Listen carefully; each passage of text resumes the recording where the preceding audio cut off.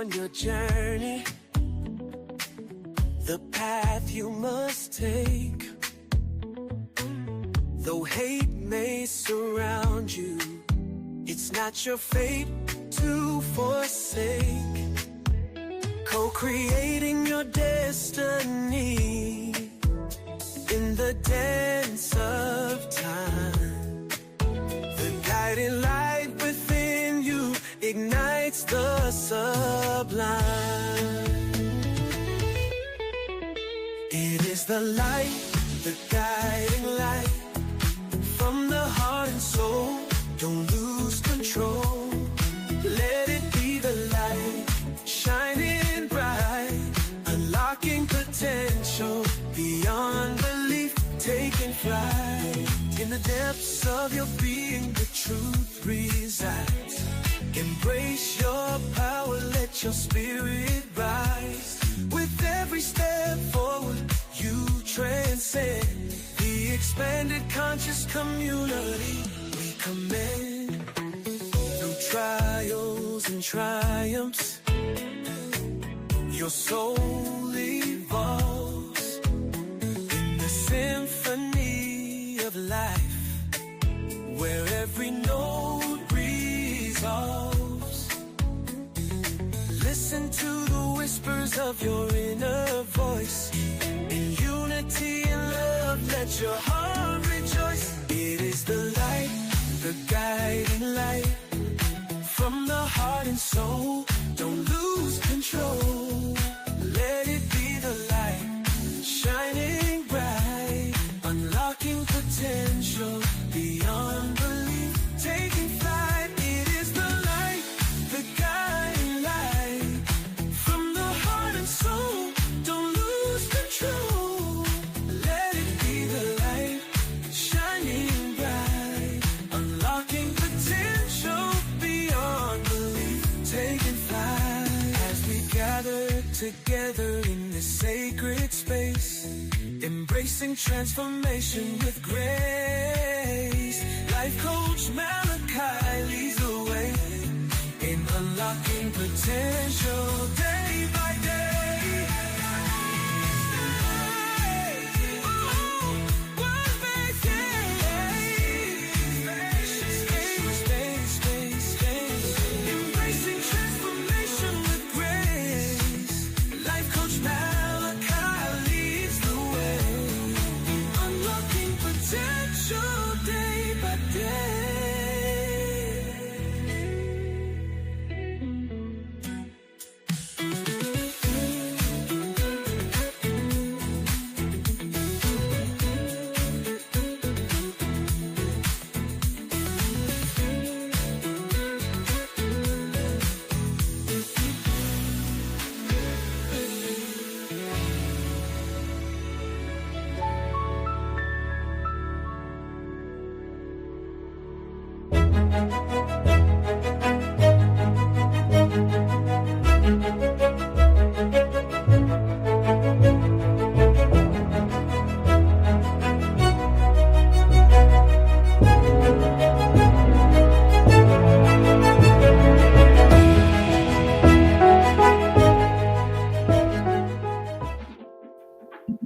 Hey, what's up? I don't know what's going on here with that screen. I didn't expect to see that. I still have no idea. There we go. And it still looks kind of funky. Oh my goodness. I have no idea what has happened to my screen. Wow. How is that even possible?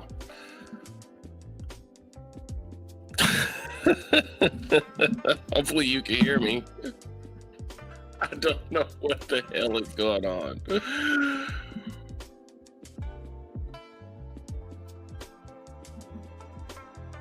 Let's just see if we can just fix this. I have no idea what is happening.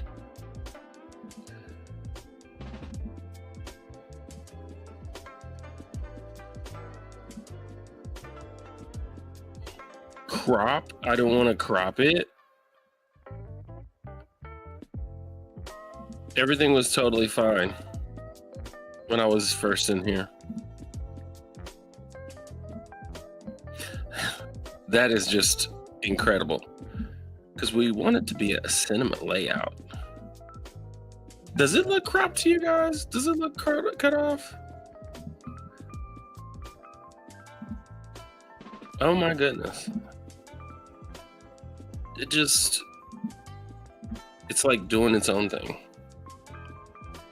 Demo scene. Oh my gosh.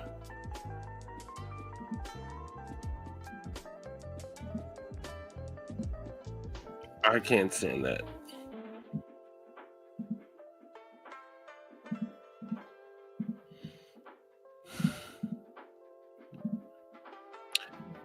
Okay. I can live with that. It's not even that's like a custom one that I just built. Oh my gosh. So here we are. Get my camera how it was supposed to be. All right, fix my hair. Let's get it all together, folks. Let's get it all together. Let's just take it down. How y'all doing? Y'all doing all right this evening? We're going to get straight to this. We're not going to play any games. We're going to get straight to it, regardless of what's going on with my StreamYard.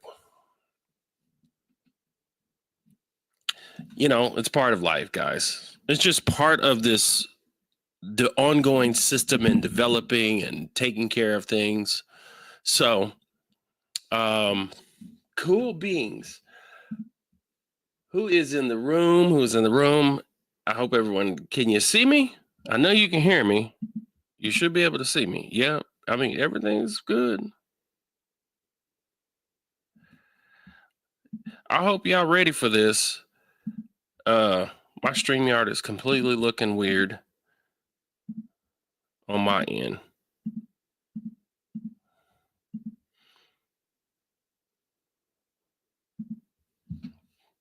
But can you see me, D? Cool. Because it's not functioning like it did before. It's like you can't really do tests with this unless you test it live. So, hey, all I got to say is make sure that you this is going to be different. Hey, Stella, it's good to see you. It's good to see everyone here. It's so good to see everyone. I got a new message there I've never seen before. So let's do something real fun real quick. Let's just go ahead. I want to start off something. I want to show you something. We're going to start off and we're going to just go right into this. And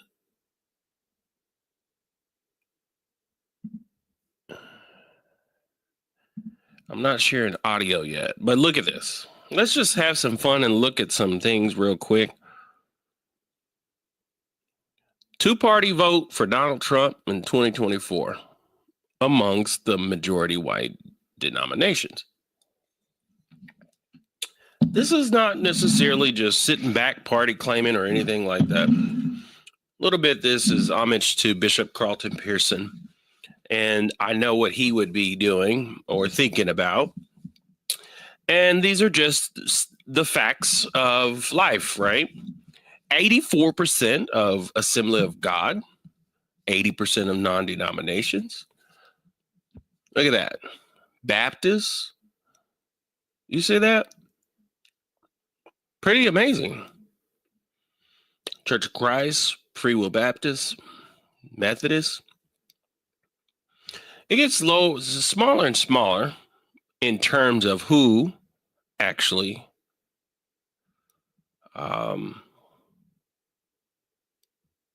are represented, right? And that's an interesting diagram, right?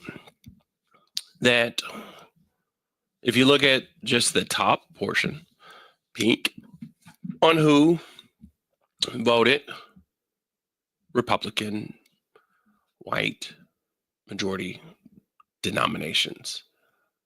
Okay. Look at this. This one's cool. The largest religious tradition per county. When you think about America, there is just this one little space here that you would have as Buddhist. You got Utah over here that has its Mormonism. A lot of Catholics here, and mostly in California. The lower part of Texas, you know why? There's a lot of Hispanics. Down in the lower part of Texas. Down in the Bayou, Louisiana, there's a lot of Catholics, black Catholics to be more specific. And then you got down here where there also is Miami and those places, which is a very, very, very large Latino market. But this is our country when it comes to religion and religious affiliation. So when we talk about the differences, and when you talk about Islam and you talk about Judaism, Abrahamic faiths, when you're talking about the way people believes about their religion, our country has no diversity really when it comes to religion. You have pockets, you have individual sects or sectors rather, that you might see a larger number of, let's say, people that believe that are Islam, Nation Islam. But when you compare it to everything else, it doesn't even make the map. And another one that is quite interesting. Look at this. Share who attend religious services at least once a week. Who's winning on that chart?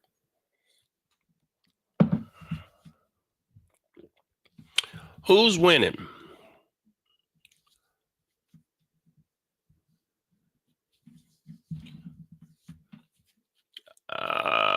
Yeah. I don't need to explain that black people, look at that. Let me zoom into that for you. Who is the most likely to be a regular worship attender? Folks with a graduate degree, right? But the most interesting wrinkle is African Americans. A black person with a graduate degree is twice as likely to attend. And Malachi Gross says, why? It was designed for you to be intrigued and to ask questions, right? And the last one here, I love this guy, Ryan.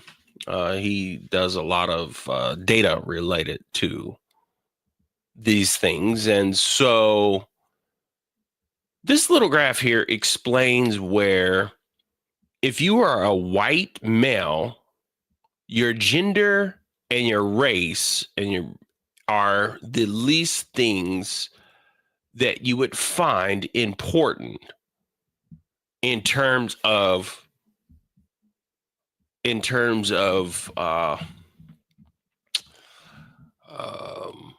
what's important to you, specifically in America, right? But what's important to you? Asking people to reflect on how they construct their worldview. Their gender wasn't important. If they're white males, their gender wasn't important. Their race wasn't important. But if they were female, the gender was important. If they were a race, black, Native American, or whatever, then their race would be important also. And this is kind of an interesting graph. How important are your views about religion to your identity and how you think about yourself? If you're evangelical, you want to let everybody got to know. Everybody got to know who Jesus is.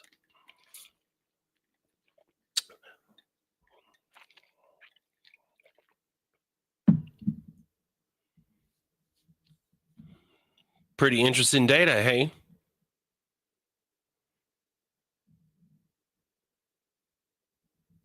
Isn't this interesting? If you're just joining us, you might have to go back so you can review some of the data that I'm just throwing at you.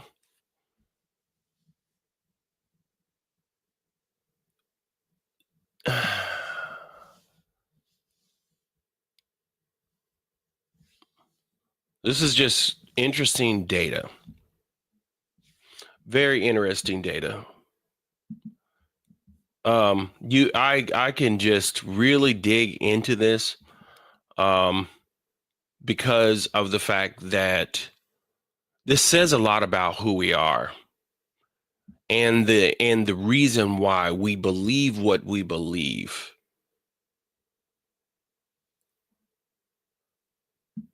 Why do we believe what we believe, and how do those beliefs add to or subtract to the quality of our life? And the screen goes back to whatever that is. I'll fix it later. Welcome to this version, this time of communicating with you, and in this expanded consciousness space, I like to go somewhat beyond our belief, and I'm a bona fide mystic, and what I mean by that is I'm okay with asking questions. I'm okay with looking at this life with a different lens, with a different understanding. And often what we do as mystics is we connect to our experience and expression, as they say, the higher self. This is what good old Google will say with its limited AI, but a mystic is someone who seeks or claims to have and achieved a direct experiential understanding of the higher reality, often through spiritual practices or intuitive insights. The understanding may evolve in a sense of oneness with the divine, the universe, a state ordinary to consciousness. Mystics often strive for inner transformation and a life harmony within spiritual beliefs. That is just a codified version of what it's taking from the web, but not necessarily going into the depths of what that is. And what you would see here with these sites is going to be whoever ranks the highest, right? And so mysticism related to mystic, right? And so of course it has to do with becoming one with God or the absolute, not necessarily saying God. And most of you that are watching me are most likely close to mystics or undercover mystics, or becoming mystics, right? People that are just willing to ask questions, search for answers for today, and those answers may change on a given day. So today I would love to, what we're going to do is we're going to deep dive, and I'm going to get started, right, with this deep dive. As you know, and have experienced today in understanding that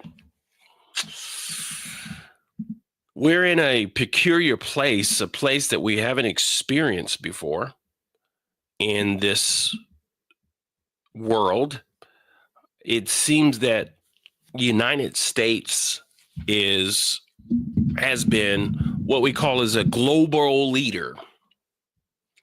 And we have lived with that understanding. And what makes United States a global leader? One, we know that the United States becomes a global leader because mostly it has to do with the fact that it has been the European experiment, if you will, on taking over, colonizing a land from one group of people, and moving other groups of people in to do their forced labor, facilitating this over the course of hundreds of years and developing what they call is a democracy. Within this democracy, we have things and terminologies that we use, things like capitalism, which when it comes to our trade, when you think about this from a spiritual, conscious, spiritual meaning things beyond us, but yet though we know there's some divine connection to this experience, religion, which is the version of spirituality that has a systematic approach historically connected to stories and laws on how the governance of the way things are ordered or works, and specifically with the Abrahamic faiths being the largest, the most collected people or sectors of people over the course of the last 2,000-3,000 years. And now moving into a coming out of really, but moving and coming out in this intellectual, there was an Enlightenment era, but then this that really tried to really tried its best to move a lot of religious ideas and ideologies out. And that really happened a lot. It happened in the northern part of our country. And the southern part of the country still kept a lot of its religious ideologies. We believe that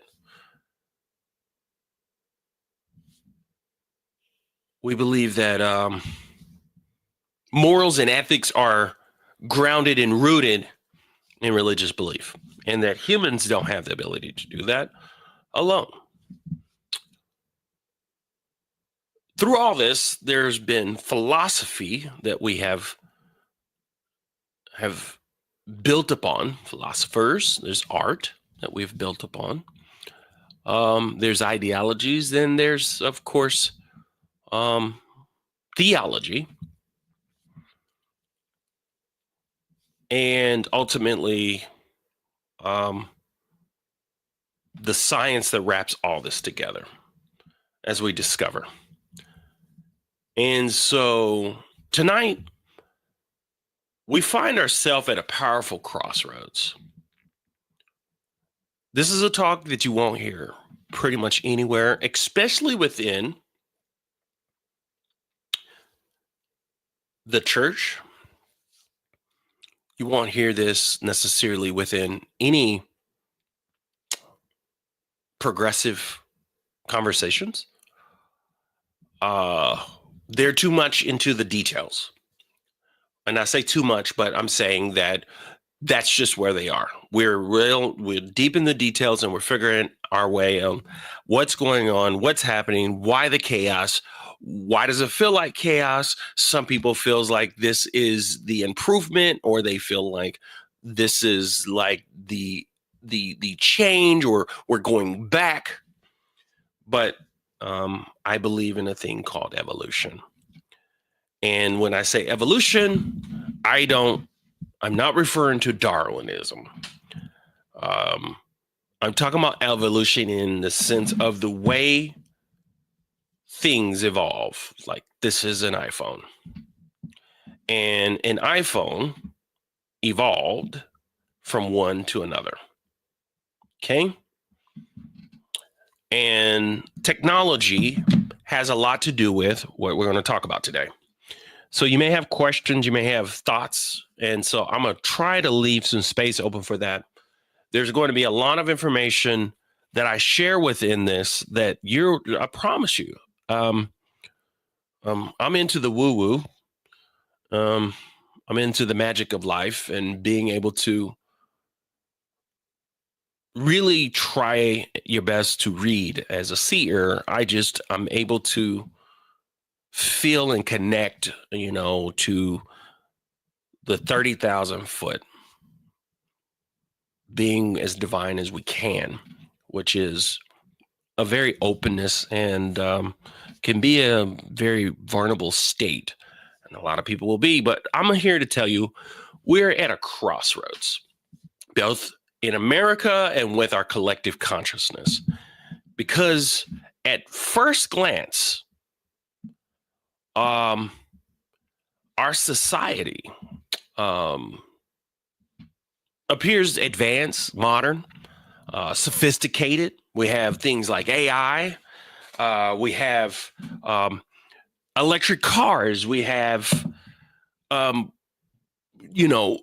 the modern plane, the boats, medicine has advanced so much, truly has advanced, and it keeps advancing even faster than we can imagine. And it really is advanced. We are really beginning to take on and come into an advanced state. And now quantum computers, quantum mechanics, and things beyond what we can even explain in a general sense when it comes to how we live today. And the thing is, and we're at a crazy paradox, because beneath the surface, many Americans cling to the belief rooted, deeply feared in medieval thinking, guys. Literal demons, spiritual warfare, as in like there's a force that's out there that we can only control, or we can only deal with through the reading of a book, scripture, and through us throwing these spells, if you will, at these things. And I'm here to tell you, especially people that come from the space that I come from, let alone just us people that come in these spaces from the religious spaces, but Black people in general are the most Christian.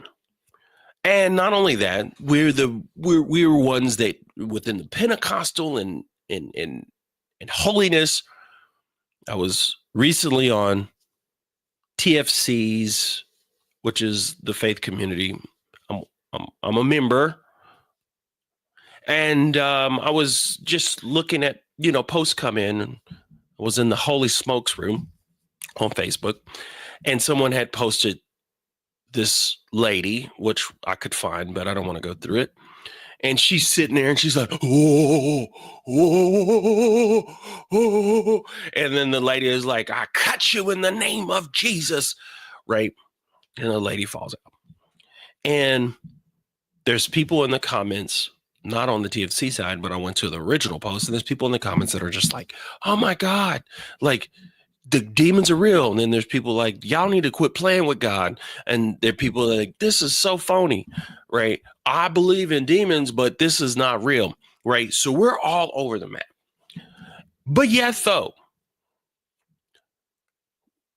I don't know what it is, the reason why we can't just take this situation and be like, okay, there's this lady and she so happens to be her in this place being who she is, meaning a black lady with this other black lady that's doing all these African kind of old school things. And in the meantime, I'm just wondering, like, if she's got the power to cast out that demon, then why can she not stop the latest shooting? Why is it that we can't take these people and actually do something that's outside of, like, if you want to be real magical, if you want to be really like filled with the Holy Spirit doing something, how about you take your prophet gifts and you go like to another country and you make water or something? Or how about you take those and you do something in America and make homelessness go away? Sorry, that's mean. Sorry, you just got a glimpse of what goes through my mind. And because beneath the surface, we're deeply connected to these things. And that is medieval thinking. And that's mirroring also in the political regression. That's the reason why you're seeing what you're seeing. And what I want to talk to you now about is we're experiencing something that is taking place called the Dark Enlightenment. And when you think about the Dark Enlightenment, after I just said that, I want you to sit back right now and I haven't looked at the post. I'm really deep right now, but I'm just here. I'm going to look over here a little bit.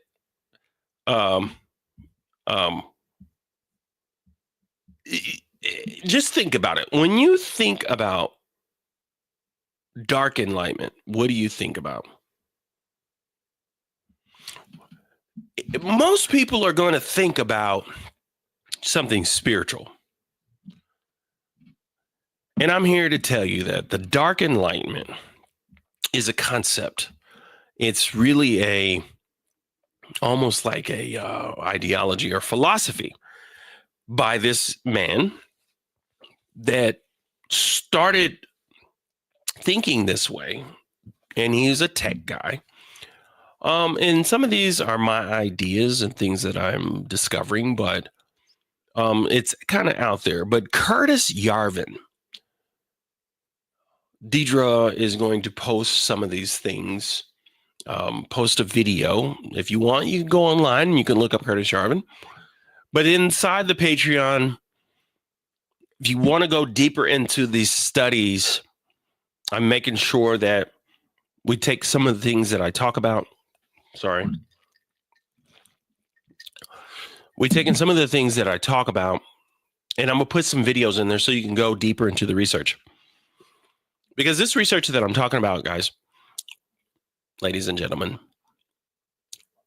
is not widely spoken within everyday circles.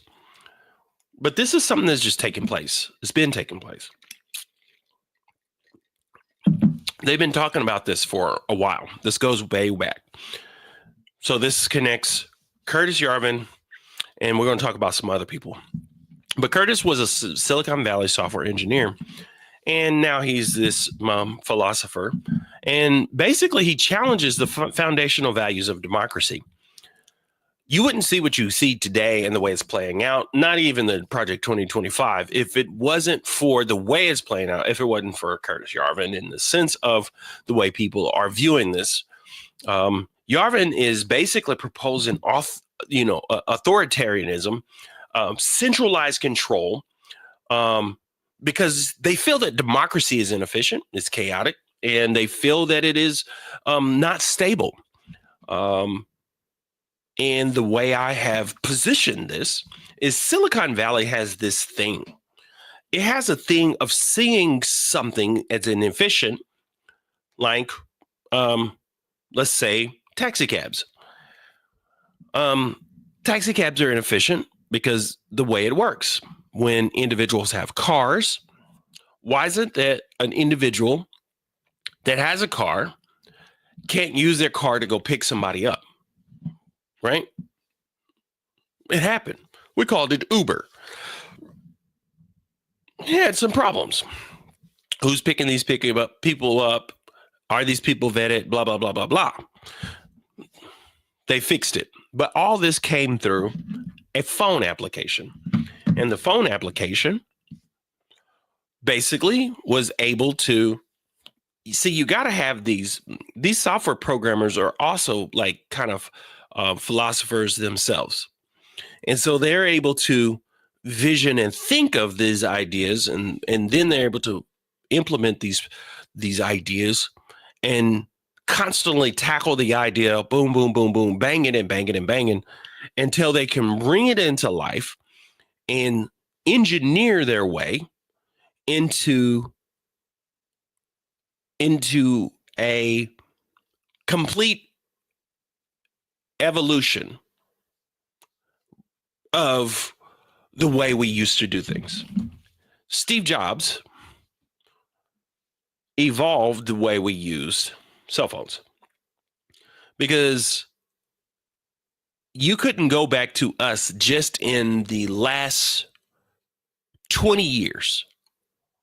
2006, the iPhone came out.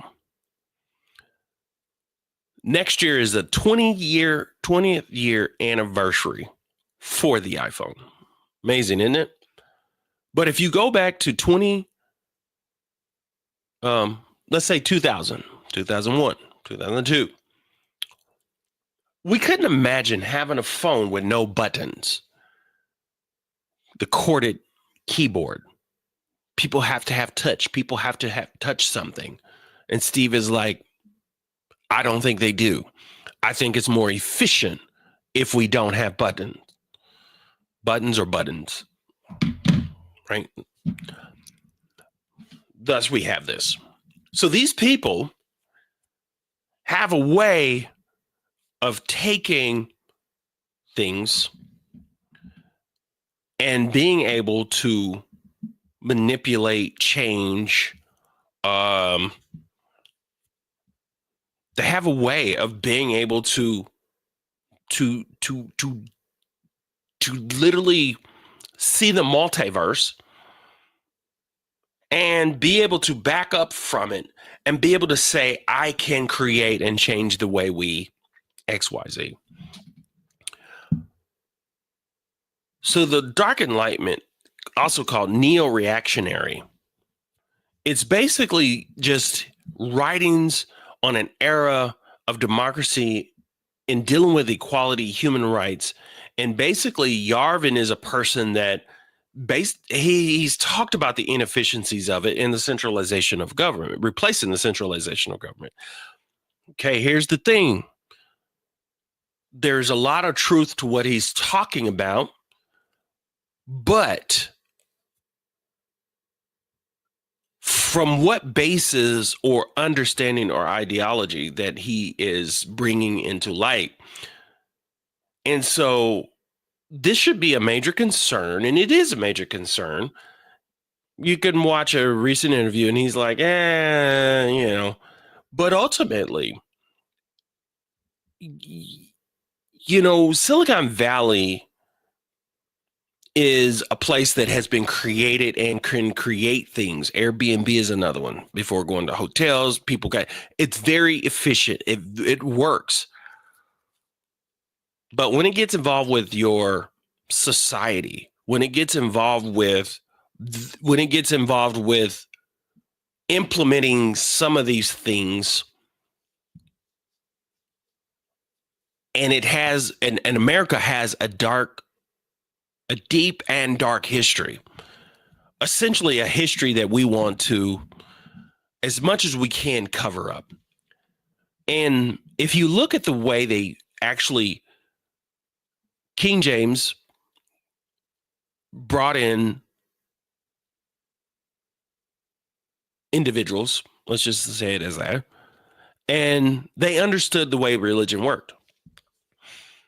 And they, in the short of things, they compiled, right, the text and said, let's give them a governed text for them, because people operate within systems, and they would give us a governed text. And if you look at also King James, before that, wrote a book on demonology. And a lot of the philosophies of witches and needing to get rid of witches, even though they weren't witches, but that whole philosophy has carried on and continues to carry on. And as long as people are stuck in these ideas, as long as people are stuck and they can't expand their consciousness, as long as people can be stuck in the theological debates, the tech guys can just pull you and drag you along. And I just say tech guys, but really we're talking about elitists. We're talking about people with very high IQs, people that are making decisions on the way we function. And a lot of it has to do with money. But these people are part of the elite class, skilled, highly skilled. And essentially, they just, the ideal is to take tech and what we learn from technology and replace our government with it. Of course, we should be concerned because influential figures, political movements, notably, as we see now, President Trump has been a person that has had a long history in his lifetime of building a brand, not a business, unless the business is the brand.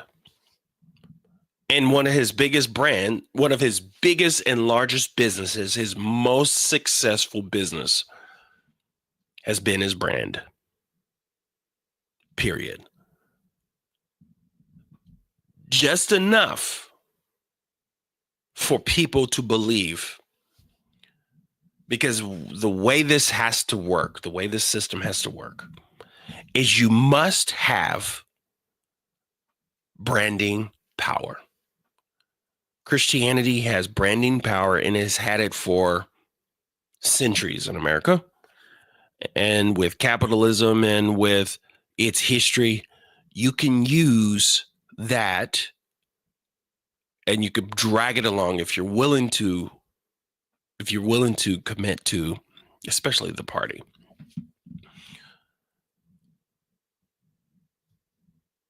And this is not giving the Democratic Party a complete escape of what is taking place.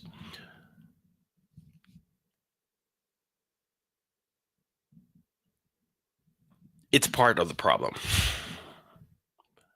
But President Trump has used basically the initiatives or the roadmap or the plan of Project 2025. And basically it's the unsettling alignment with the philosophy of Yarvin.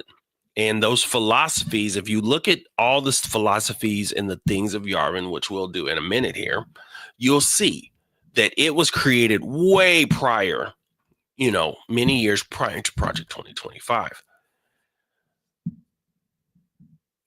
But literally, that program and their program, it just imagine the reconstructing of America's democracy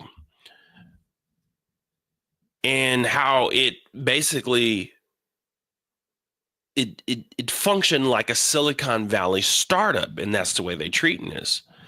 As I said, they want to Uberize and Airbnb our government, prioritizing rapid top-down control, centralized decision-making, right? And bypassing traditional democratic checks and balances. And if you want to know more or you want to see more real quick, let me show you something. Okay. We're going to jump over here back to this stage, and I want you to see things like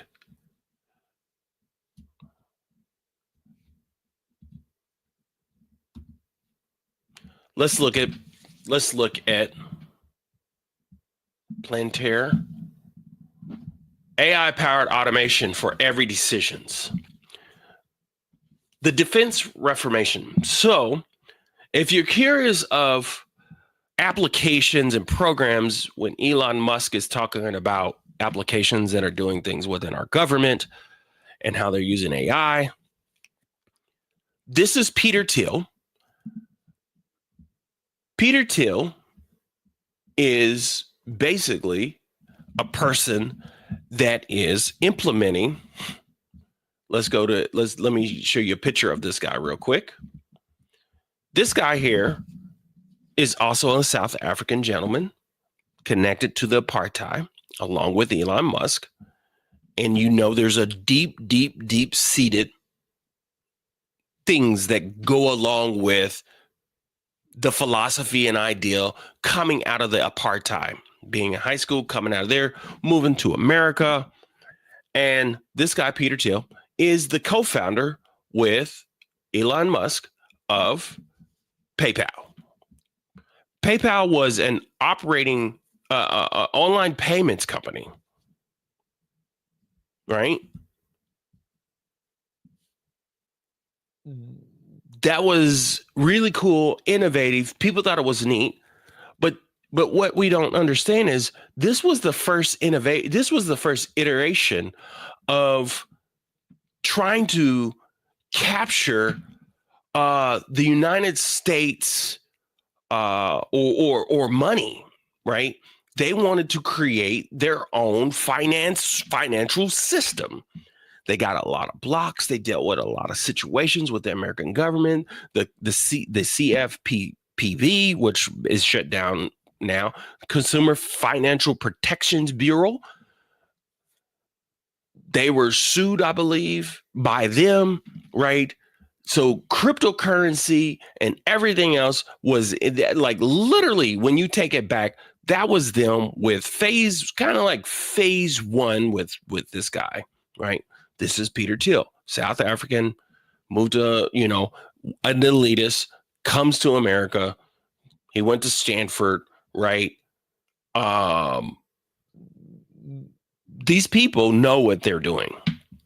He's also the finance behind J.D. Vance and 15 other people. I think 15, maybe more. But he financed these people. Peter Thiel worked for him. No. J.D. Vance worked for him. J.D. Vance went to Yale, which is a component of all of this. But Peter Thiel is the guy behind, he was behind PayPal. He was behind Donald Trump's first administration, right? And he is the owner. Go back to this real quick, and we won't stay here too long. But he's the owner of this company here.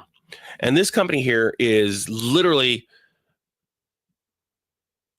innovative, amazing, like stuff that these people are coming up with and can come up with to the way it can change the way we function or work is mind-boggling. It's necessary, but when the individuals behind these ideas or the ideologies think that their technology supersedes your freedoms, we have a problem. But you will mark my word, you pay attention. A lot of the things that you're going to be revealed to you today from what I'm talking about is not necessarily going to be talked about on any other minority platform. Not many, if any, right? So understand there's pros and cons, right? This is amazing. You can go here and you can read all sorts of different things. This is a publicly traded company, I believe. It's in the stock market, but it is also behind a lot of what I'm talking about. This is a post. I believe we have posted this in this is going to be posted in the Dark Enlightenment if you're part of the Expanded Consciousness community. But look at this. This is something. Who is Curtis Yarvin? But check this out. I want you to see something here. This is before Project 2025, right? How to win absolute power in Washington. Look at these. Co-opt Congress, centralize police government powers, shut down elite media and academic institutions. Now recall on it, according to Yarvin's theories, true power is held by the cathedral. And if you don't think that anything to do with religion is tied to this, mark my word. They understand that religion has a lot of power and belief systems has a lot of power. Curtis called all of the media, the media and the institutions and the schools. Schools are liberal. They come from liberal colleges. The DEI, diversity, inclusion, and equity, it's a threat because of the fact that it gets too many of the people, even white females. It gets too much of the ideas of other people that diversity works. That we need to have diversity. And if you look up real quick here, and I won't stick with this too long, and I know this might be a little heavy, and it sounds very conspiracy theory. And all I'm doing is I'm just following a story, right? I'm just that's it. Look at this is Peter Thiel's first book. What is his first book?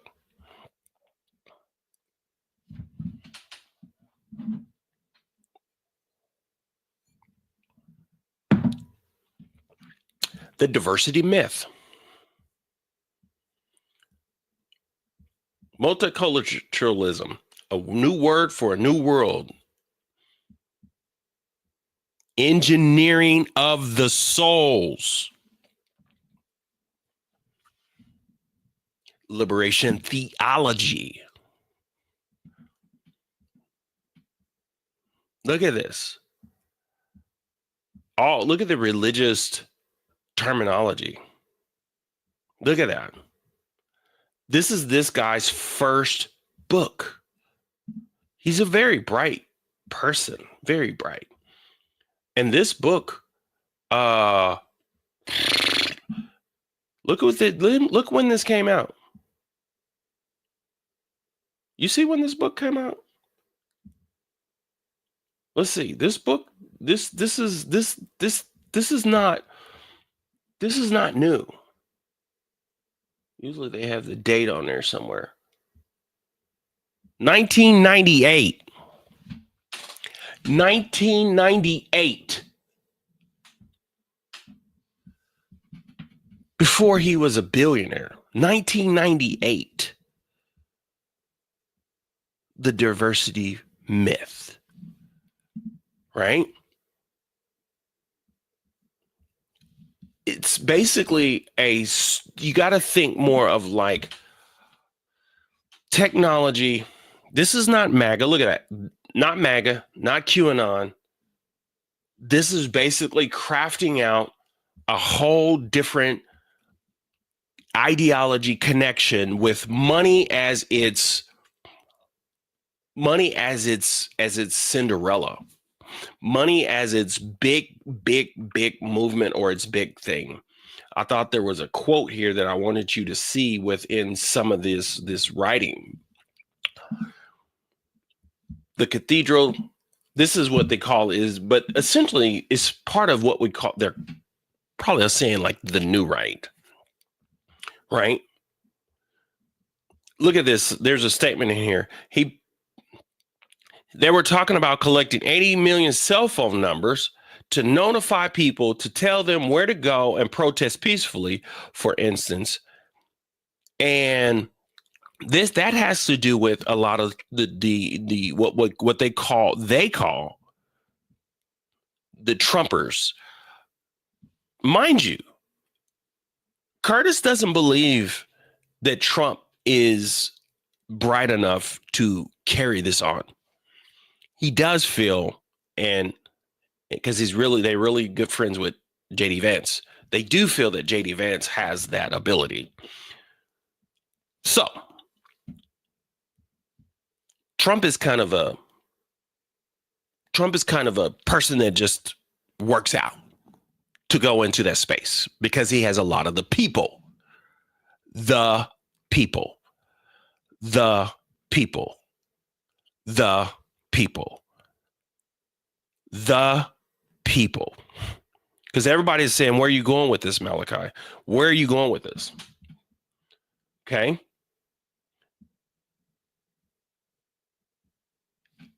Everything that needs to be done, purge the federal bureaucracy and create a new one.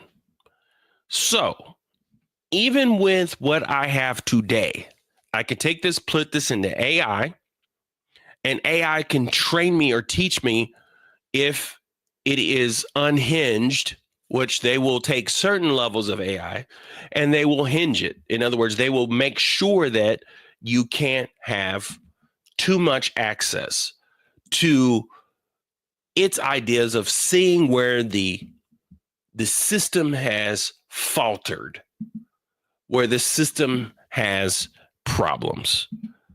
And I'm talking about the American government. We have issues, we have problems, and we've had progress, right? Over the years, we have had progress. The more we don't see our progress and we complain about what progress we don't have, almost puts us in a position of not believing in what we have how we have progress. I'm going to speed up, and I may bring some of this back with more detail within the Patreon.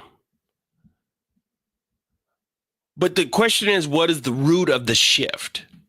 We find ourselves here due a lotly to fear, uncertainty, and rapid change within society.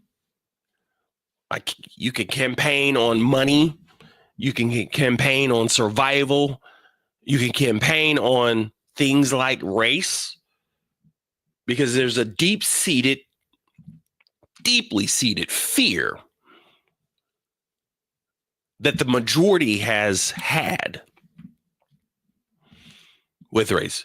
There's a deep-seated fear with women. There's a deep-seated fear with gays. There's a deep-seated fear with elite and with power.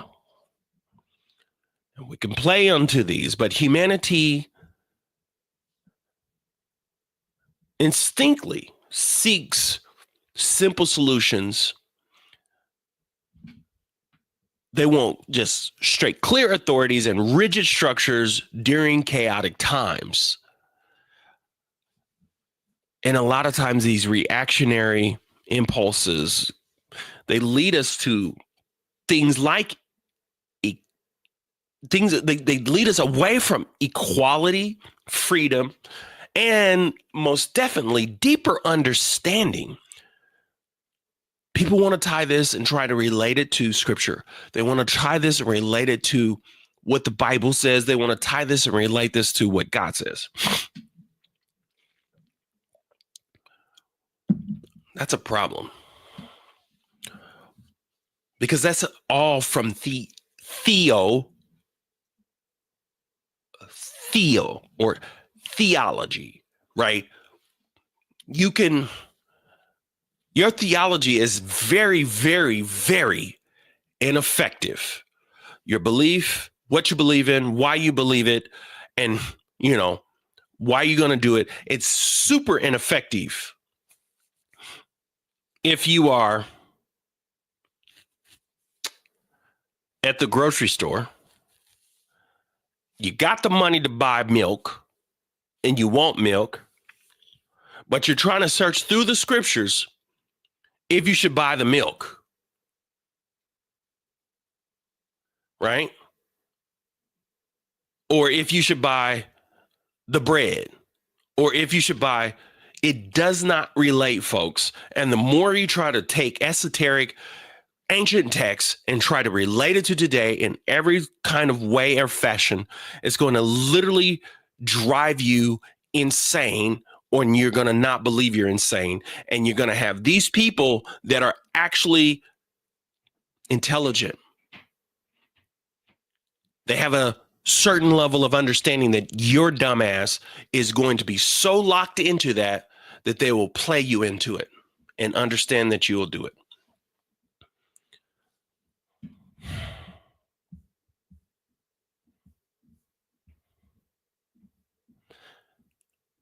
Here in this space,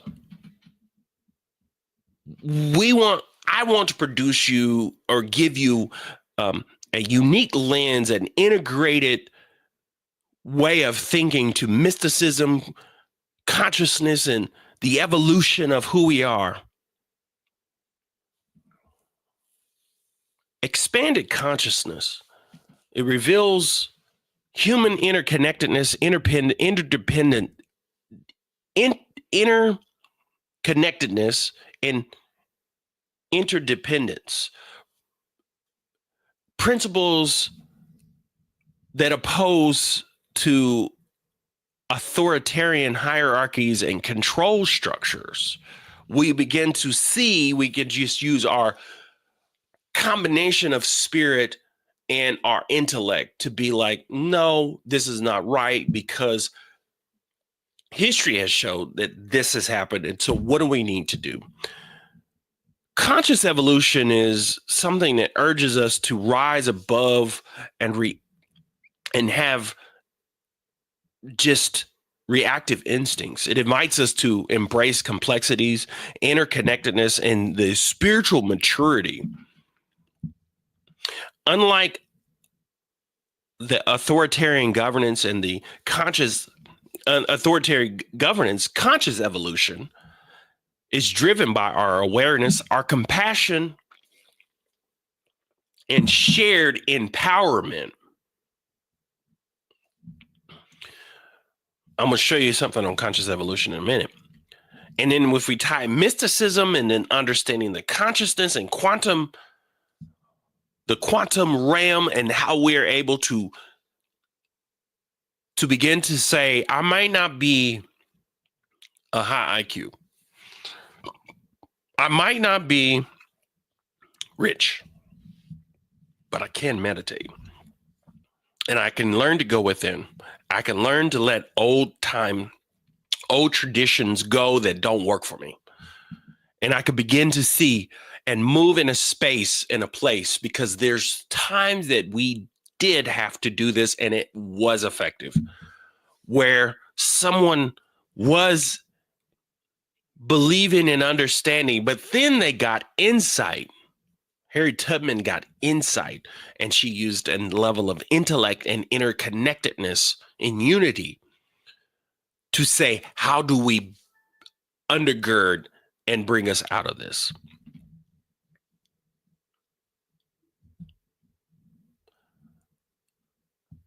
Unity and direct personal insight beyond fear-based dogmas, y'all.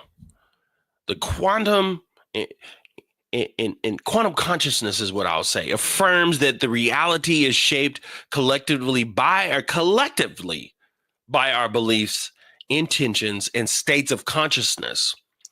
So as people are fighting, wondering, and questioning religious dogmatic beliefs, what if all that tension was focused on what we have been through and we've seen before? And you can clearly understand and see that there's this almost like an epigenetic inheritance of totalitarianism and the fear that we won't be in charge.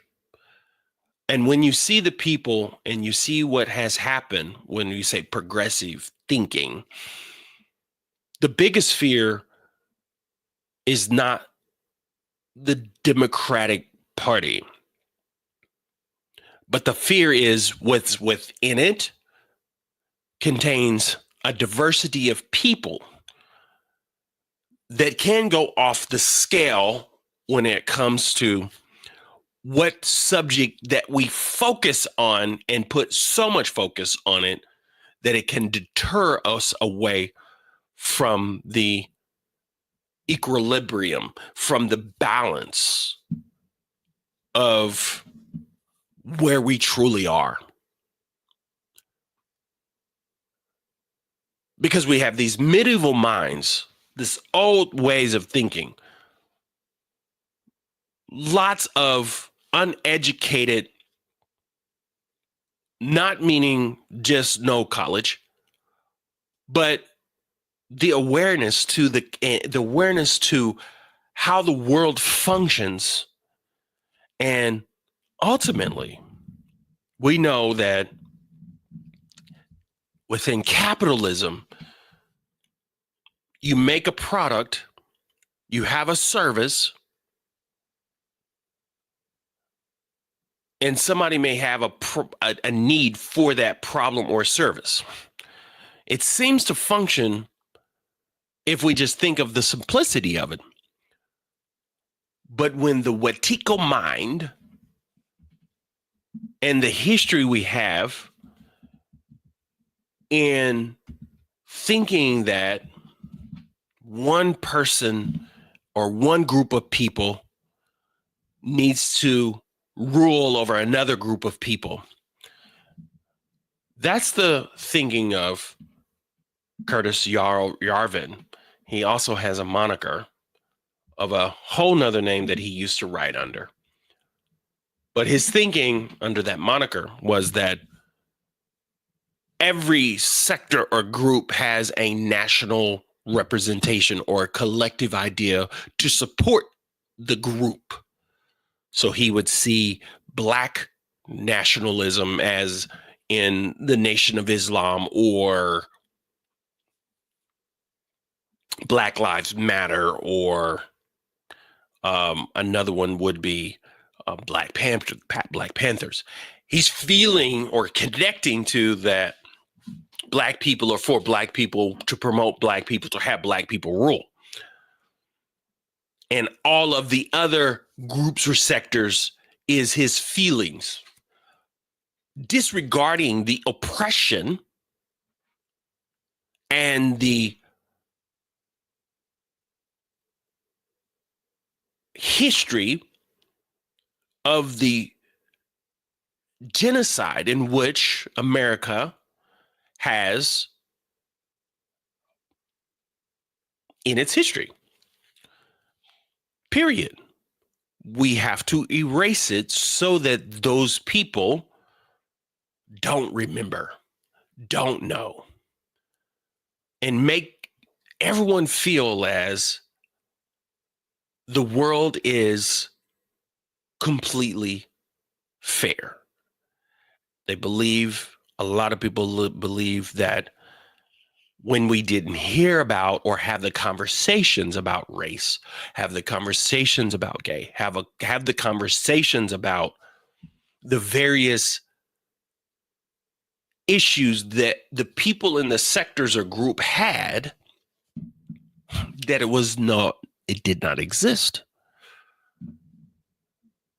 But now they have to be included because race didn't exist in 1991 when you seen Bill Cosby, Michael Jordan, and all the Black people arise to the point where you can say, hey, let's watch them, white family, let's watch them. Oh, wow, yeah, racism doesn't exist to them, but you didn't have the internet. It did not reveal more of what existed, and you had to see it in your face. And now we are able to see so much in real time in our face. And now we have to make decision on whether what we see in our face is true or not. Given that AI is here, it's very difficult for us to truly connect to what is real and what is not, especially given the age. If you are a boomer or a late boomer, as in that era, and then the generations beyond that, because even some of those other generations beyond the boomer don't know what to believe. The younger generations on the planet within the teens today have to determine whether what we see on Instagram is the actual lifestyle of what someone is living.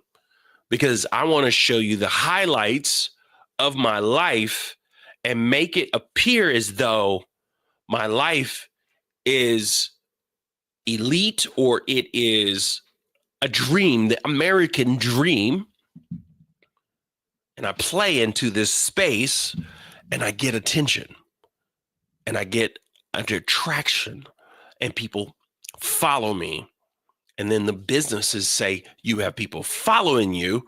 I just want their eyeballs. You bring me their eyeballs and you say, okay, for an exchange of $1 or money. That's the way this system is working and has worked. And where are we and what's taking place and what do we need to do?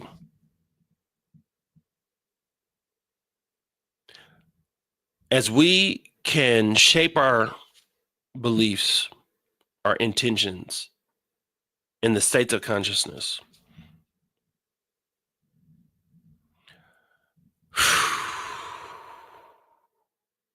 the openness of us being able to understand or being able to see into the eyes, like instead of just being able to call out and say, I don't like what I see. Because, of course, when you see someone like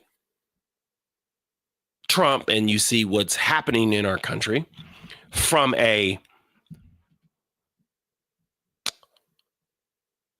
my mystic approach, it's really do no harm. And it seems as though a lot of people are being harmed. And that's just not under just Trump. That also can be under the Democratic Party. Our system has been running for a long time, and it has been due for something really drastic to change. COVID was the first understanding that says, listen, folks, you're not that you're in a world and you think that this world is like a utopia and it's just going and going and going and nothing can ever go wrong. And boom, shuts down the world. Some people want to believe that was on purpose. Believe what you want. But I'm here to tell you, we're not invincible. Things can happen. Things will happen. Things do happen. And how do you prepare for those things to happen? How do you look at the way life is evolving? We have a lot to deal with when it comes to understanding the world in which we live. But that's no different than understanding the world that's within you.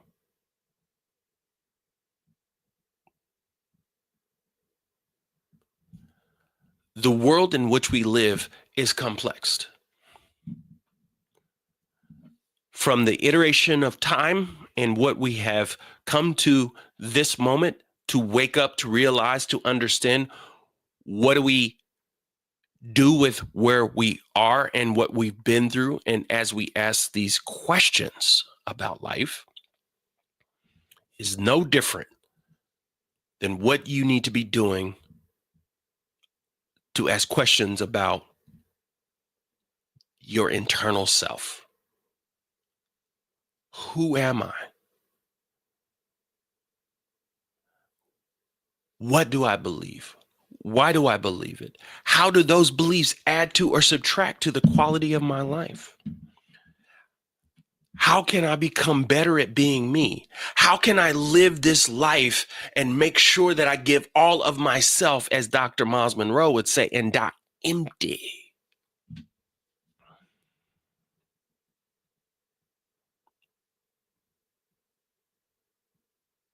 How do I not succumb to fear? How do I not choose control and this authoritarian efficiency that we need to be more efficient in a way that doesn't benefit everyone? Curtis Yarvin has been quoted saying that some people are better fit as slaves. Are you better fit as a slave?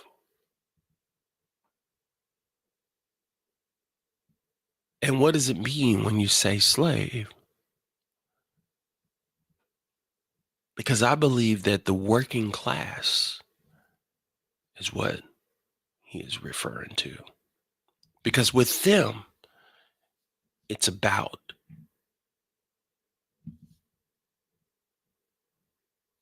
making more. Period. Make more, make more. Wetico. Or Wetico.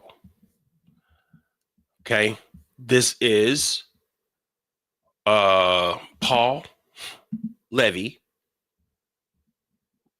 Paul Levy had a really crazy experience and was in a insane asylum and came out.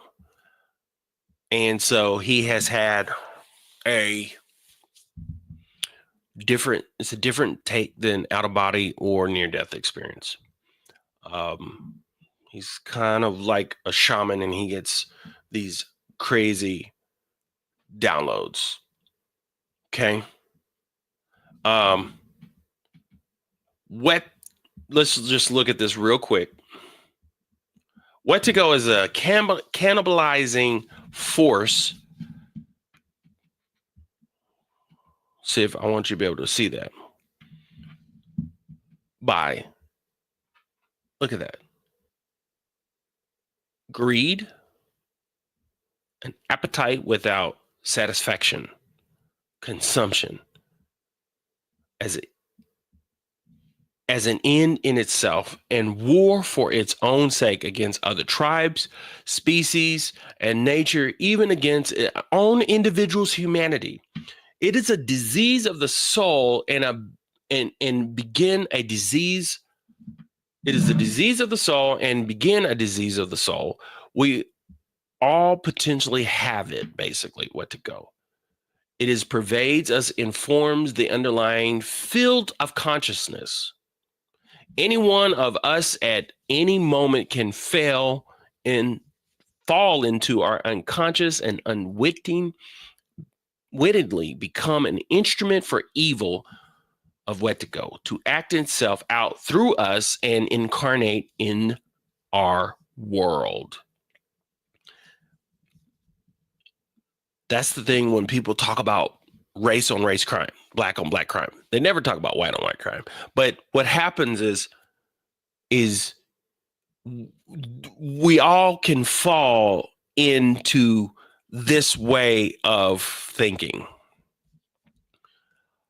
All fall. This is an actual book, Healing the Mind Virus That Plagues Our World. This is a great article. It explains what it is. And of course, That's Paul Levy. He has other books that are, I figured it would lead to other books that he has. Of course, the Quantum Revolution is his latest book, Awakening to the Dreamlike Nature of Reality. I believe expanded consciousness is one of the most important things that you do. Understanding it, connecting to it, seeing it for what it's worth, really understanding that when I think about the expansion of our consciousness, and I think about who we are and who you are and where we are, it's the one thing that allows us to become what we intended that we were becoming when we were doing a lot of the things in the church. You know, all the foaming at the mouth and all that.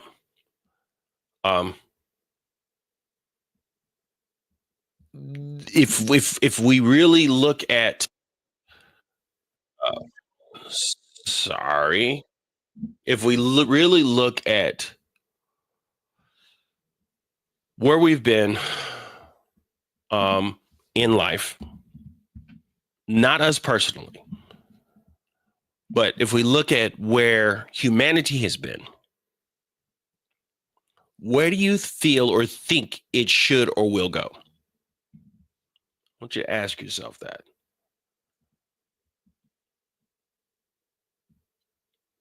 There was one more video of a person that I want you to hear, and I know we're gonna. There may be questions, but Barbara Marx Hubbard, no relation to any Marx or Hubbard. Her dad was a toy manufacturer. I bring this book up quite often. There's a couple of people in history that have passed, and I'll bring him up from time to time, which is David R. Hawkins, and this book by Barbara Marx Hubbard. Barbara did not. She wasn't just a prolific writer. This was one of her books that she completed before her death. She went through I think a knee operation or something like that, and she did make it. And what's interesting is she was maybe 86.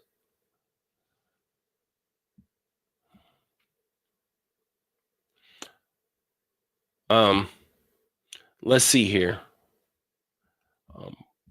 There may be, I know there was one that I wanted you guys to see here, just so you can get kind of a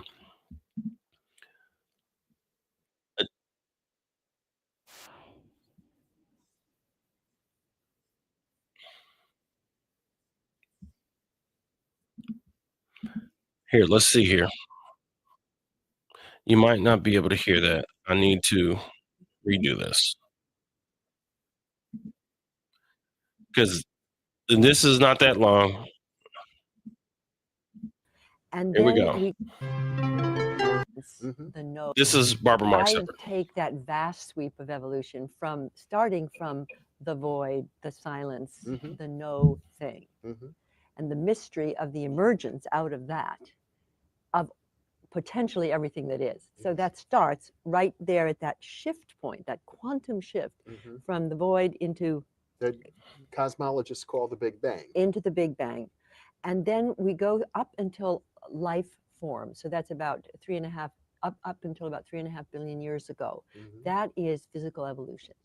And from 3.5 billion years ago with life to human life is the next phase of evolution. And with human life, we've begun to enter the noological phase of evolution, where the mind and language began to create a mind sphere. The noological phase. The nous from the Greek word mind. Mm-hmm. And we are entering into the phase where the creations of our mind are creating an entire new superorganism. Mm-hmm. That superorganism starts with thoughts, with our religions, our sciences, our laws, our constitutions, our technologies, our TV cameras, our rockets, our phones, our faxes. We are born now into a field of power that never existed before. So conscious evolution. See, there's been an evolution of consciousness since the first cell. Mm-hmm. That's multi-billion year evolution of consciousness. Yes. But only recently have we been conscious of the processes that are creating us. And only very recently Hear have we that? understood the atom, the gene, the brain. And what's happening is now human consciousness is entering the process of evolution, and we can affect it consciously. Yeah. Now, most people still, I think, often think of human consciousness as somehow apart from evolution, apart from nature. Why we talk about man-made and natural as if they're two different orders. Yes, well, for me, I believe with Willis Harman that consciousness is primary. And Willis Harman, incidentally, is the former president of the Institute of Noetic Sciences. That's right, and that consciousness is causal, and that conscious intent infuses the whole universe. So that when you talk about the nothingness before the Big Bang, one might think of that as pure consciousness. Pure consciousness. Deepak Chopra calls it the field of all possibilities. It's out of that everything arises. So the evolution of consciousness for me comes from the field. Yes. However, it takes a degree of complexity for any entity to be conscious of consciousness. Yes. And so we go from the cell to the animal to the human to the great avatars, to Buddha, to Jesus. And now it seems to me more and more of us are popping into a consciousness of consciousness. And even more so, I'm calling it the emergence of a universal species. I wouldn't be surprised if Homo sapiens, the species that we all are, who is basically has a self-centered consciousness, and it's a great advance over an animal consciousness. But what we might call cosmic consciousness, or universal, or Christ consciousness, or Buddha mind, which has been templated by great avatars, I sense it's cropping up in millions of us without benefit of clergy. It's not a religion, it's the evolution of religion. It's the evolution of the species to become aware of the consciousness that is, and to be conscious of how to guide it through intent. One might even say it's sort of a natural state to be enlightened if we remove all of the normal obstacles that are part of our conditioning. This is true, and you know, I got my faith from Teilhard de Chardin, the great Jesuit theologian. Right, in his book, The Phenomenon of Man. And what Teilhard said was that he saw God in evolution, and he saw it as a spiral. And every time there was more complexity, there was more consciousness and more freedom, from molecule to cell, from single cell to animal, from animal to human. Now, we're born on a planet that's obviously getting more complex. It's all integrating and interacting at a very fast rate. If it is true that out of complexity there comes a jump in consciousness and freedom, I think we as members of this living planetary body are being connected on multiple levels, electronically, internally, environmentally, such that more and more of us are experiencing ourselves as part of the whole. Well, that's an interesting. Check this out real quick. For me, the entire space program and the Apollo program introduced me to the idea Come that on. we are an evolving species. And my subject tonight is evolutionary spirituality. And I'd like to This just is give good you too. how I discovered it and what I think it means. I want you to hear us this real quick, and then how we'll be important done. It is in our evolution. It started for me in 1945 when the United States dropped the bombs on Japan. There we took the brilliant knowledge, E = mc², and we could build a bomb to destroy the world. And I realized if we continued to use that power in self-centered consciousness, we would destroy everything. So I asked a simple question: what is the meaning of all our new power that's good? What are images of the future human equal to science, industry, technology? And we could see way ahead to the high-tech new powers that we would want to become. And I will not go through my journey, but I found nobody knew. And the reason nobody knew is the powers are radically new. The church didn't know, Bryn Mawr didn't know. I got to meet President Eisenhower in 1953 in the Oval Office, and I said, Mr. President, I have a question for you. Yes, young lady? What do you think is the meaning of the military, industrial, scientific power that's good? And he looked at me and he said, I have no idea. So I thought, well, we better find out. And I've been on a long journey, and I want to tell you what I think I found out. And it started for me with Teilhard de Chardin. When I read The Phenomenon of Man in the 1960s, he was the first person who made the meaning of evolution for me. He said, take away God, take away Christ, give me matter. And he saw in matter what he called the law of complexity consciousness. As systems become more complex, they jump in consciousness, freedom, and synergistic order. In other words, there is a tremendous direction in evolution. And then he said, here's where it's going. And he wrote this in the 50s before internet. The noosphere, he said, the thinking layer of Earth, the mind sphere, is going to get its collective eyes. And when that happens, it can be infused with exactly the kind of love and consciousness we have in this room. And that noosphere, when it gets its collective eyes, we will experience what he called the Christification of the earth.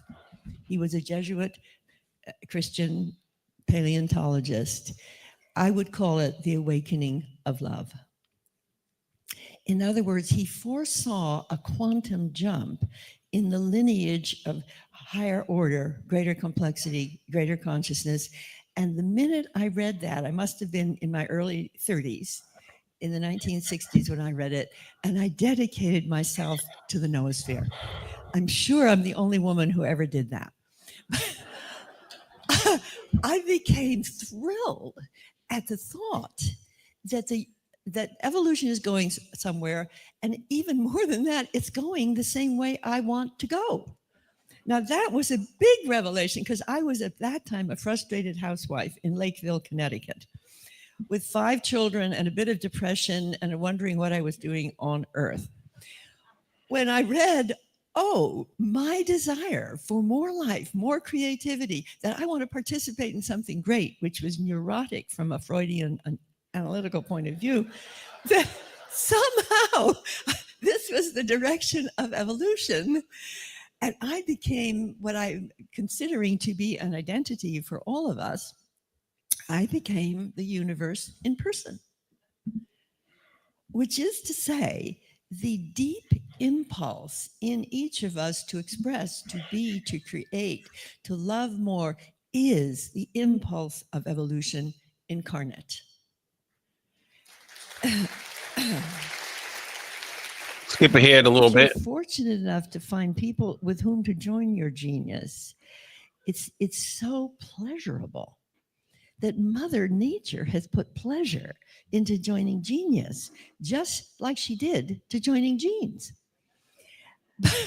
But since she doesn't want us to have more and more and more babies indiscriminately, she's given more and more pleasure to joining genius.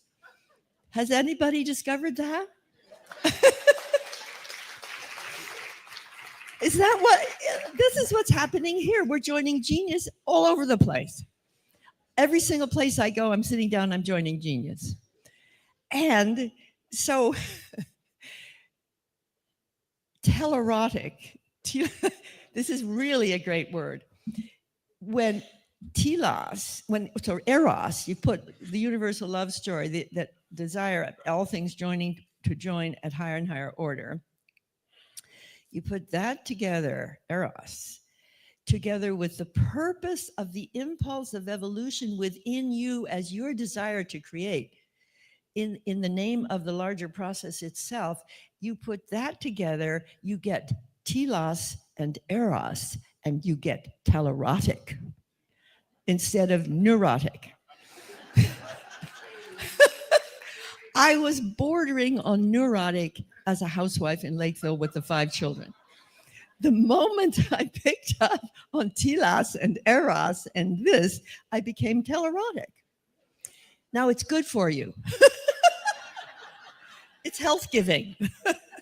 It's actually better than a facial. It's so much fun. This was what was happening at the table yesterday. We were laughing because Emmanuel, he was so telerotic that he said he finally figured out what had happened to him his whole life. He was telerotic. Well, so was everybody else at the table. So was almost everybody I know. So I want to give you the finale here. The finale would be a moment of total teleros for the universe, for the earth. Now, this is a serious thing. Irvin Laszlo, who has been my partner many times as an elder of this, and we're going down to Monterrey, Mexico to do a big wheel of co-creation to put people in every sector of the wheel, like Claudio Naranjo and Bruce Lipton and famous people, to say, what would happen if we synergize? What would happen if we connect the dots of what's already working on this earth? And I would like to declare that if in 5 years we collectively decided to have a global invitation for people everywhere on earth who are impelled to create something creative, good, and for the good of the whole, to start identifying it in an internet site that is designed to self-organize what's working by region, by a subject, until we could get a vision of what's already emerging in this world.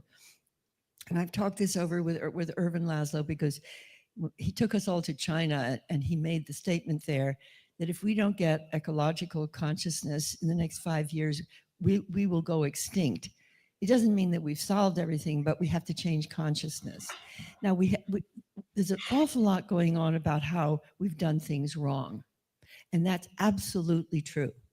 But I would say there's almost nothing going on about what we can create and are already creating. For somehow the news doesn't tell us it. And by God, what is the news? This is the news. The news is not only where we're making our mistakes, and most of the mistakes we're making because we didn't know.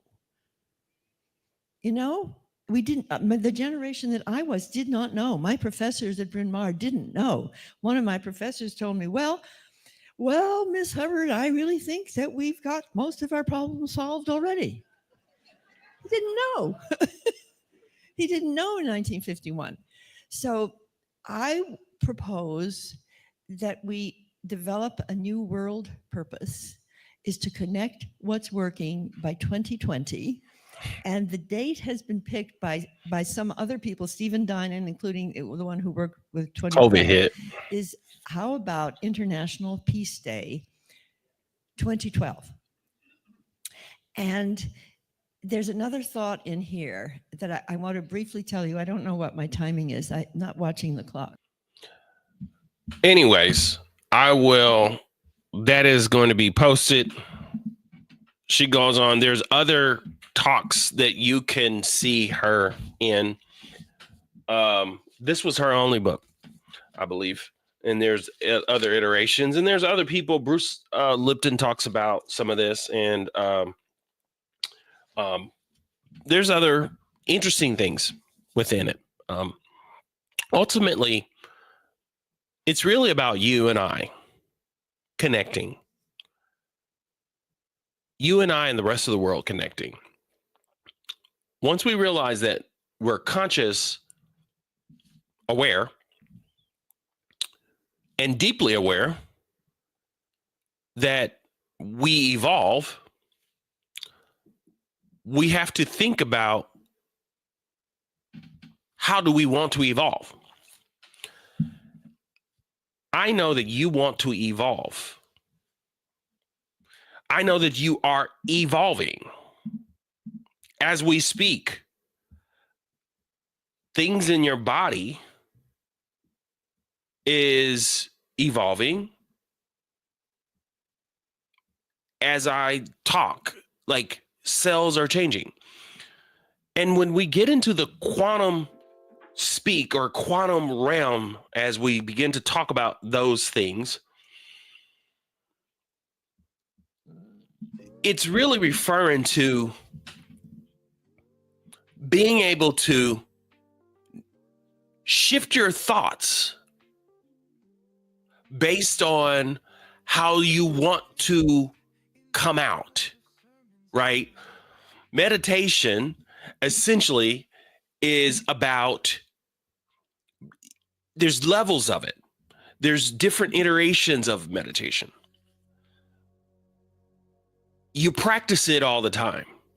But when you begin to essentially practice levels of meditation that is going within who you are, getting past all of your thoughts, and being able to be at peace or at one within you.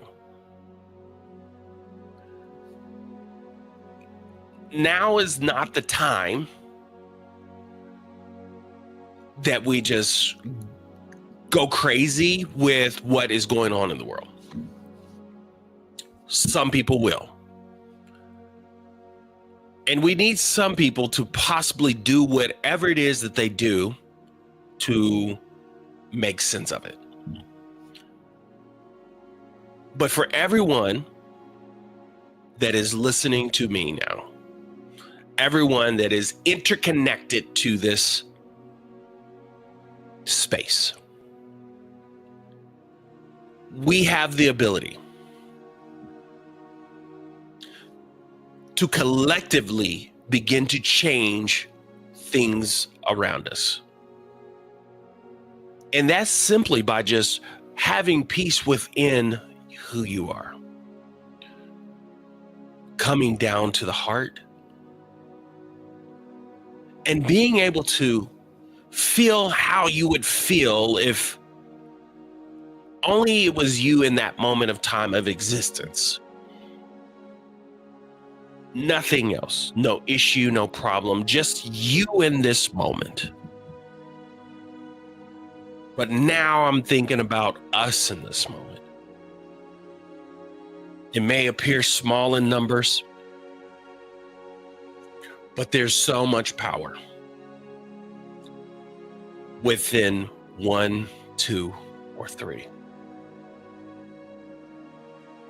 There's 20 of us all across the country, possibly across the world, that will connect to what was said today.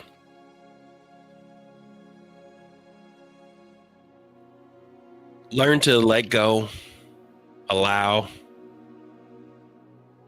try not to be in fear, even in this moment.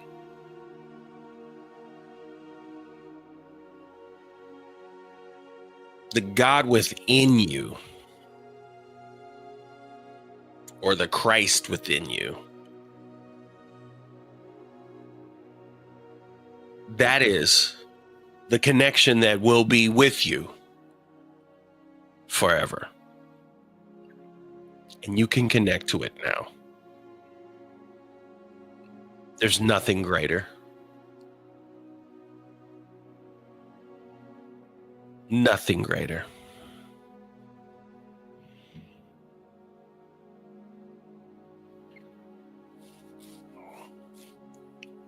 I'm going to end with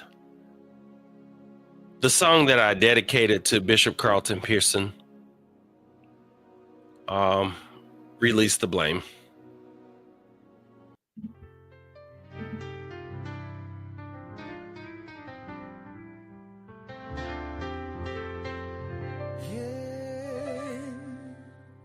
If it's Jesus, Buddha, Krishna, or Mohammed, just know, my friend, God is within. No matter the name, no matter the faith, God is within, moving through grace. Born from a world of love, no shame.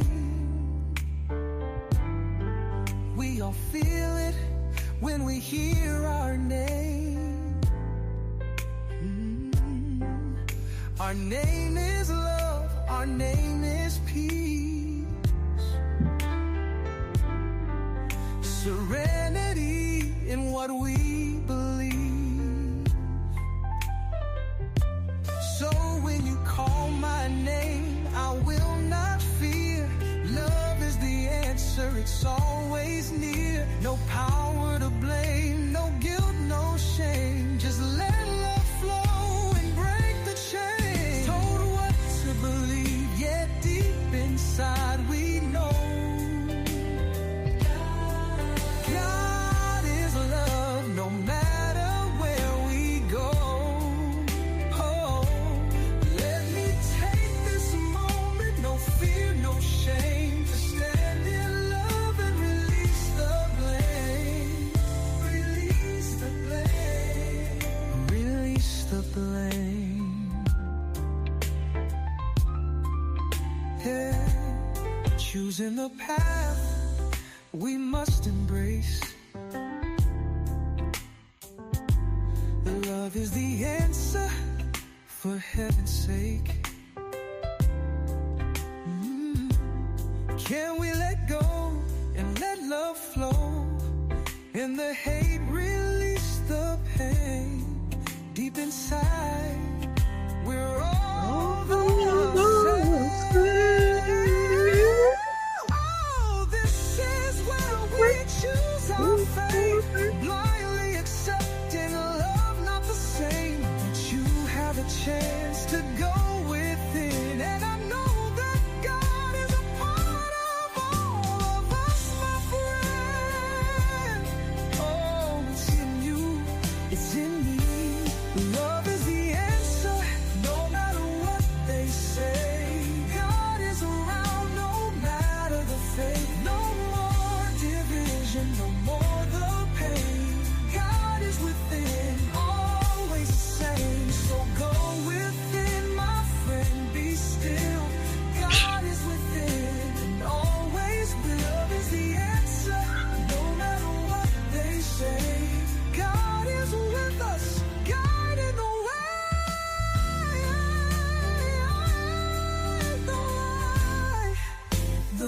the way.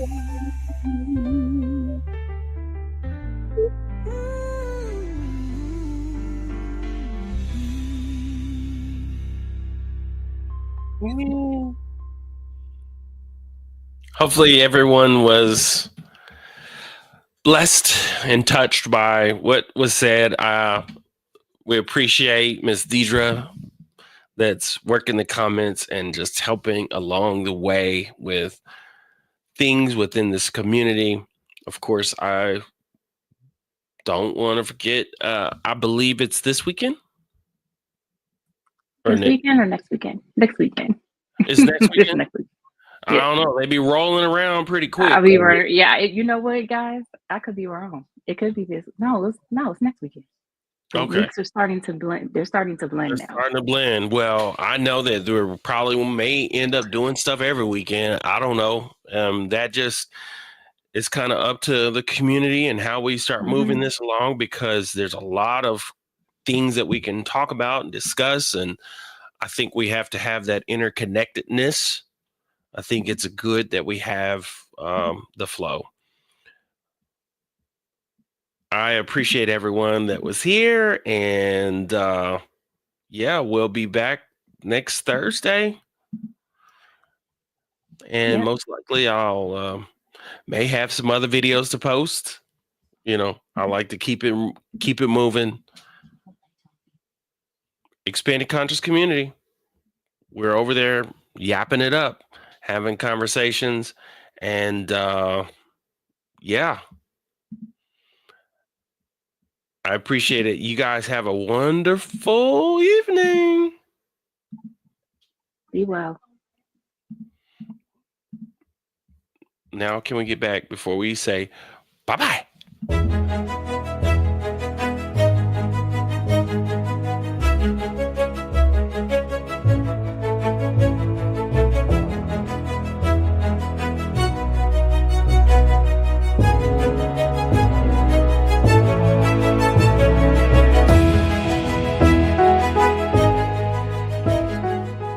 Echoes of sermons and signs told who I was, what to believe, how to walk the line.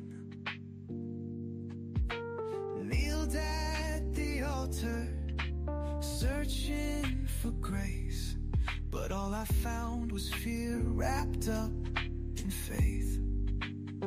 But something deep inside kept calling me. A whisper in the dark said you are free. Not in the rules, not in the chains, but in the love that calls my name. Learning to love myself, trust myself, even when I think I'm wrong. Learning to be set free, learning to be, learning just to be. No longer bound by the weight of my past. Took off the guilt, let it burn in the ash. I don't need permission to stand in the light. God ain't a place, God is inside. God is inside. Something deep inside keeps calling me. A whisper in the dark says you are free. Not in the rules, not in the chains, but in the love that knows my name. Learning to love myself, trust myself, even when I think I'm wrong. Learning to be set free, learning to be, learning just to be.